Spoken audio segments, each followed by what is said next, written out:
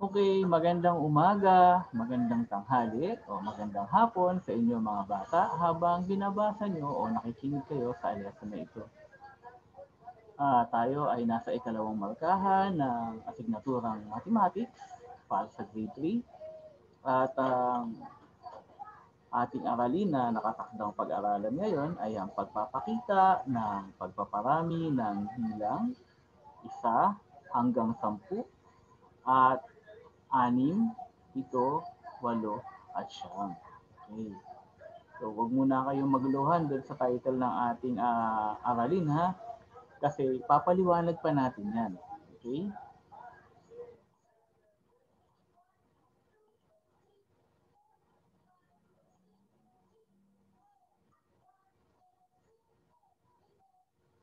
Okay. Sa nakalipas na taon ay napag-aralan mo na ang pagpaparami o multiplication sa pamamagitan ng repeated addition at saka counting by multiples at parehong jumps sa number line o yung skip counting na tinatawag natin. Sa araling ito ay lalo mo pang matututunan na maipakita o visualizing ang pagpaparami o multiplication ng bilang na 6, 7, 8 at 9. Okay, so ang focus ng ano natin ay pagpaparami o multiplication, yun yung focus ng pag-aaral natin. At ang dapat nating matutunan ngayon ay ang pagpapakita ng pagpaparami, lalo na sa bilang na 6, 7, 8, at 9. Okay, so ngayon tignan natin ang halimbawa sa ibaba. No? Ito ay nagpapakita ng pagpaparami o multiplication, no? Sige. Tapos ito yung sitwasyon mga bata.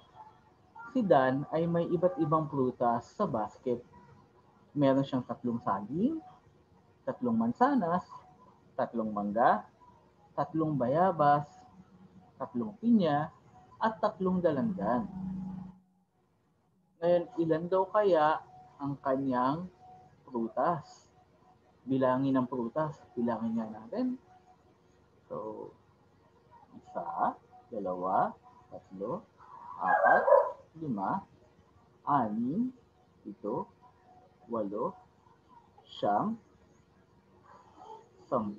9, 10, 11, 12, 13, 14, 15. Okay, ulitin natin. 1, 2, 3, 4, 5, 6, 7, 8, 9, 10, 11, 12, 13, 14, 15, 16, 17, 18, 19, 20, 21, 22, 23, 24, 25, 26, 27, 28, 19, 20. So lahat-lahat ay meron siyang 18 prutas. Yan. So, ilang pangkat daw ng prutas meron si Dan? So dito nakita natin na si Dan ay may 6 na pangkat ng prutas. So, ilang prutas ang meron sa bawat pangkat? So nakita nga natin yan, no? Mayroong 3 prutas sa bawat pangkat. So ilan lahat ng prutas daw? O base dun sa ating nabilang, si Dan ay mayroong 18 prutas. So, dito mga bata, pinakita yung repeated addition. Okay? So, sa repeated addition mga bata, pinakita yung paulit-ulit na pagbibilang ng number. So, ito yon yung 6 na prutas na. So, meron siyang 3 saging, 3 mansanas, 3 bayabas, 3 pinya, ano ba yan? 3 orange, tapos 3 suha, no? So, 6 na 3, ang katumbas nun ay 18. Ganun natin siya kapag isinulat sa repeated addition. Kapag multiplication sentence naman, 6 pinarami ng 3 ay 18. O sa English, 6 multiplied by 3 equals 18. O 6 times 3 would equal to 18. Siguro mas naintindihan niyo yung huli. Okay.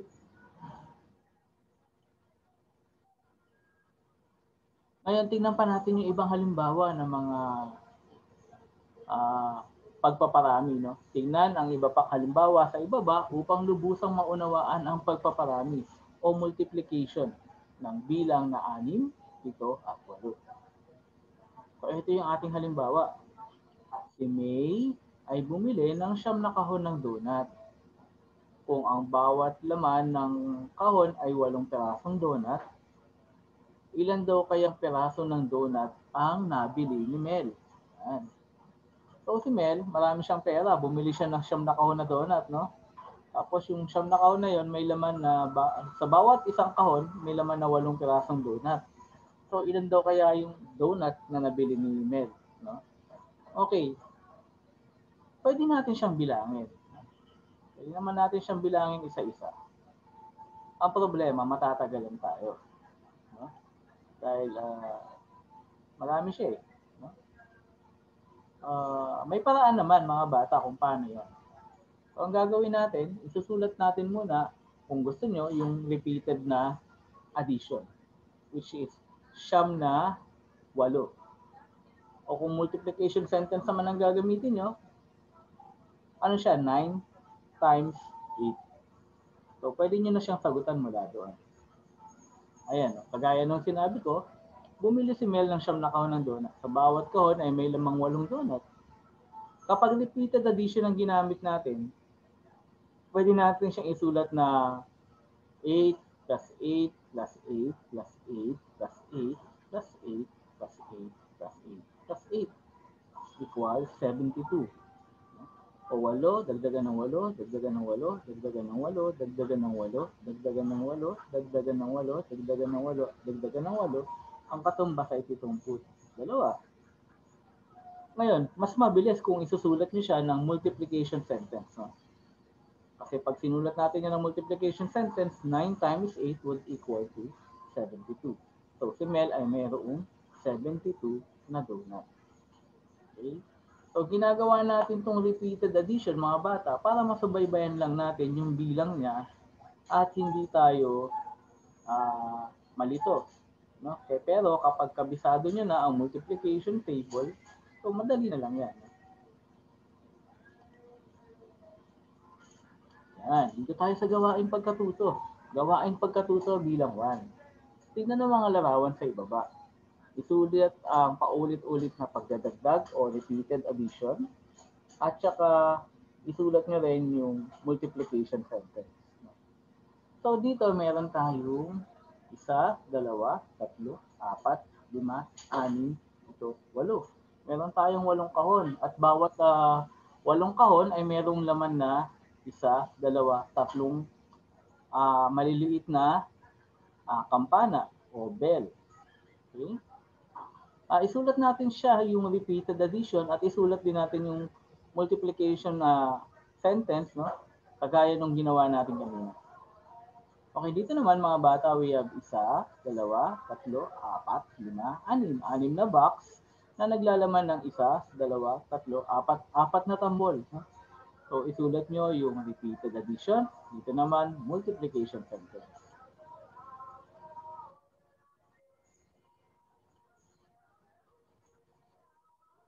Okay, gawain pagkatuto bilang 2, mga bata. No, piliin ang letra ng tamang sagot sa loob ng kahon. Gawin ito sa sagutang papel.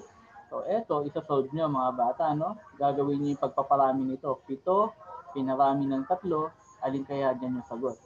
7, pinarami ng 8, o 7 times 8, alin kaya dyan yung sagot? At 9 times 4 o siyam, pinarami ng 4, alin kaya dito yung sagot? So, ganun din, 8 times 6, alin kaya dito yung sagot? And then number 5, 6 times 5, alin kaya dito yung sagot? Okay, kung napapansin nyo mga bata, may pagkakataon na pwedeng maulit yung mga sagot. Okay lang yan.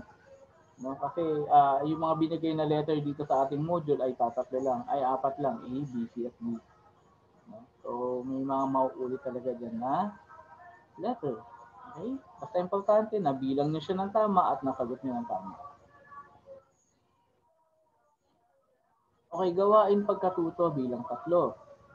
Suriing mabuti ang bawat tanong sa ibaba. Isulat ang multiplication sentence at ang tamang sagot. Gawin ito sa iyong sagot ng papel. Okay, ang gagawin na lang dito mga bata ay multiplication sentence na lang. Halimbawa, number 1, ilan lahat ang 6 na pangkat ng siyam? So, ang gagawin ko doon, 6 times 9. Oo, 6 multiplied by 9. Tapos isulat nyo na yung sagot nyo. Ganon din sa number 2, ilang 8 ang pangkat ng 7. Number 3 naman, mabibilang mo dapat na ang dapat na mai-multiply sa 8 para maging 64 ito. O anong bilang daw ang dapat i-multiply sa 8? Ulitin ko anong bilang ang dapat i-multiply sa 8 para maging 64 ito? Ayan. Number 4, ano ang sagot o product ng 9 at 7? Mga bata, product ang tawag doon sa sagot ng multiplication, ha? Okay, ano daw yung product ng 9 at 7? Number 5, ilang bulaklak? Ilan lahat ang bulaklak kung may 9 na basket at may laman na 8 bulaklak bawat basket? Uy, parang ito yung sa donut, pareha sila nag-given na number. Ilang lahat daw ng bulaklak kung may 9 na basket at ang bawat basket ay may laman na 8 bulaklak? At sa ating panghuling gawain mga bata, pumili ng 2 bilang mula sa kahon na nasa baba. No, gumawa ng 5 pamilang o pagpaparami ng multiplication sentence at ibigay ang sagot mo ito. O halimbawa, ang binigay niyang number mga bata, o halimbawa dito, ang napili niya daw na number ay 8 times 9. No?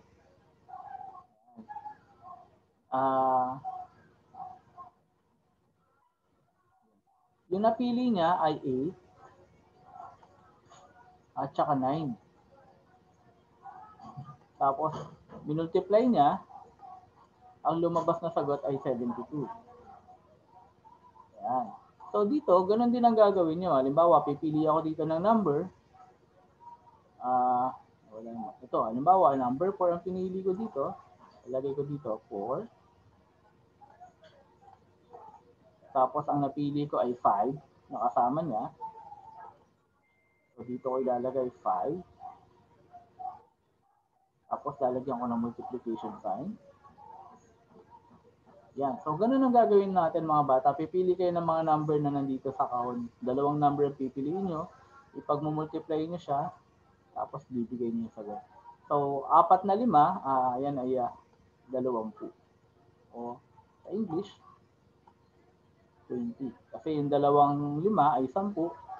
3 5 ay 15. At yung 4 na 5 ay 20. So, ganun lang yung kasimple mga bata. At dito po nagtatapos ang ating aralin sa matematika tungkol sa pagpapakita ng pagpaparami o multiplication sa bilang 6, 7, 8 at 9. So sana may mga natutunan kayo at sana ma-practice natin itong mga natutunan natin hanggang maging kabisado na natin. Okay? Sapagkat ang mga araling ito ay magagamit ninyo sa inyong pang-araw-araw na pamumuhay. So ako si Teacher Carlo, ang inyong guro, nagpapaalam na at hanggang sa muling pagkikita.